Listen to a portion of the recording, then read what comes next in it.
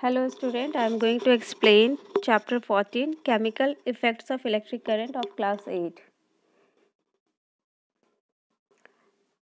We know that electricity is an important form of energy and it can pass through only certain materials such as aluminum, copper, etc. So all materials cannot conduct electricity. The materials through which it can pass is known as conductor and materials through which it cannot pass, that is known as insulator. In this chapter we shall discuss that can electricity pass through liquids, why we are advised not to touch electrical appliances with wet hand, and many more. First, conduction of electricity. Similar to solids, some liquids also conduct electricity. But before studying the conduction of electricity through liquids, let us quickly recall what we have read in the previous classes. Conductor. Substances which allow electricity to pass through them are called conductor. Example, silver, gold, copper, etc. Whereas insulator, substances which do not allow electric current to pass through them are called insulators. Example, plastic, rubber, wood, etc. But some substances allow electric current to pass through them but in very little amount. So therefore the substances are called poor conductors of electricity rather than being called an insulator. For example, you can take LED. Now, how we can test the conduction of electricity through liquids? Pure water does not conduct electricity, but liquid which contains salts dissolved in them can conduct electricity. So, the conduction of electricity through a liquid can be tested using two electrodes and a bulb through a simple activity. So, I am going to show you two activities over here. First activity is to show that distilled or pure water is a non-conductor of electricity. So, diagram you can see here, copper wire we have taken, this copper wire, and carbon electrodes are here. You can see bulb is not glowing up. Why? Because we have taken distilled water, and through the distilled water the current is not able to pass. So the bulb does not glow. In the second activity, to show that water containing any salt is a conductor of electricity. Here also same thing we have taken carbon electrodes, copper wire, only we have changed, that is the salt solution. You can see the bulb lights up. It means the salt solution is a good conductor of electricity. So this activity shows that the solution of common salt is pure water is a conductor of electricity. Electrolytes. From the two activities, it is clear that pure water does not conduct electricity while the salt solution of water conduct electricity. So, salt solution like tap water, acid solutions, basic solution etc. are good conductor of electricity and such liquids are called electrolytes.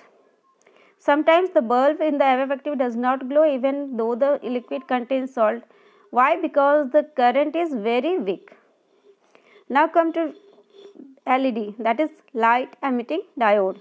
It is a semiconductor device that can detect even a weak current. There are two wires or lead connected to an lead.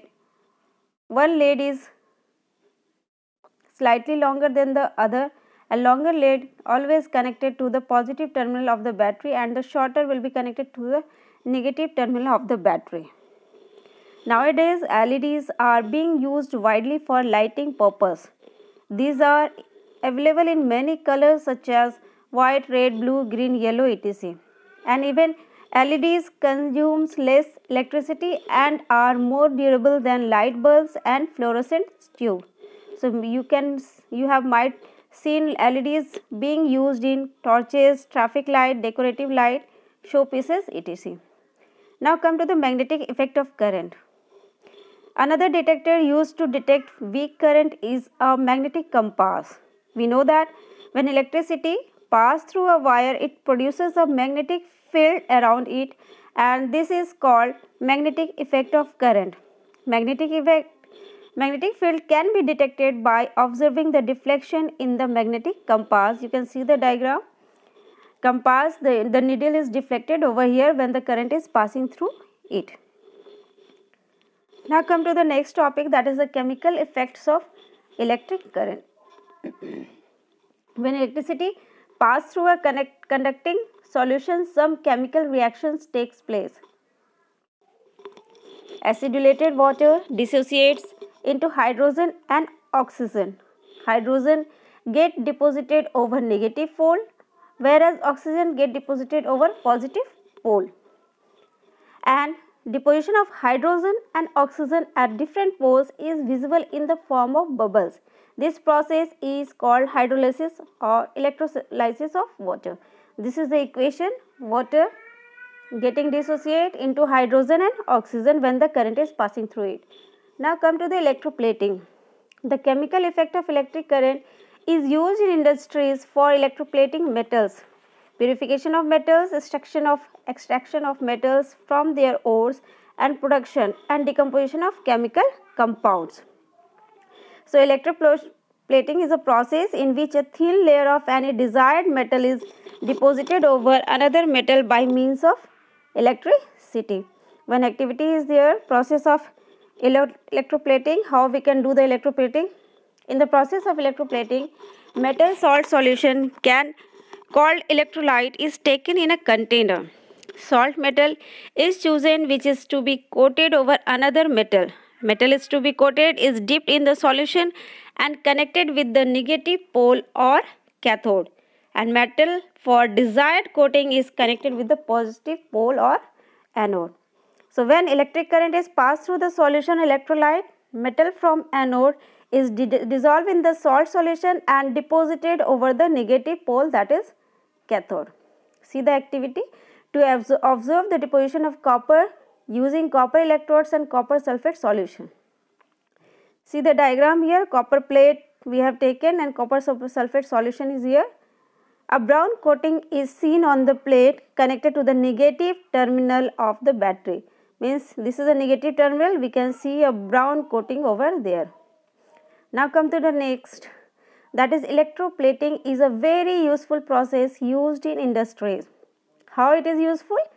Electroplating is done in industries to have an anti-reactive coating on the parts of machines so that they do not react with raw materials. You know that machines are getting exposed with many things, so it will not react with that. So anti-reactive coating we are doing that by the process of electroplating. Now to have an anti-corrosive coating on machines so that they do not corrode, we have to protect our machines also, so we are using this method. Then next is to have a heat resistive coating for a part like boilers so that they can resist the heat produced by the machine. Now come to the use of electroplating. So electroplating we are using in various purpose, to making tap, jewelry, even tin. So water pipes, bridges, automobiles and other articles which are made of iron are coated with a layer of zinc metal by the process of electroplating, and this process is also known as galvanization. And chromium is an expensive metal, it has shiny appearance and it does not corrode, so we are using it in cycles, wheel of cycles, cars, etc. And ornaments made of silver or other cheap metals are electroplated with the gold to give them appearance like gold.